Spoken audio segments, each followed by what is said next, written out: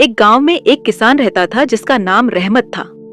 वह बहुत मेहनती, ईमानदार, लेकिन अकेला इंसान था।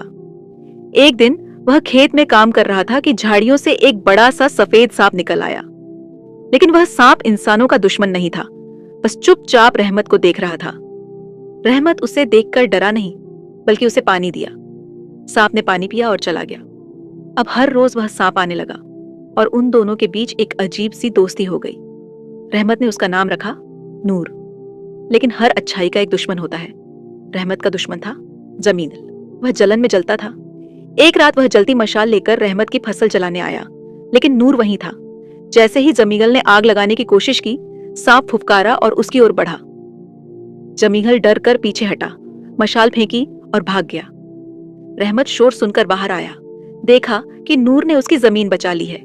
वह सांप के पास आया, उसके सिर पर हाथ रखा और कहा, तू सिर्फ सांप नहीं, मेरा दोस्त है। नूर ने एक आखिरी बार प्यार भरी नजर डाली और चुपचाप जंगल की ओर लौट गया। कहते हैं, अगर दिल साफ हो तो एक सांप भी रक्षक बन जाता है, लेकिन मुनाफिक कभी किसी का नहीं होता।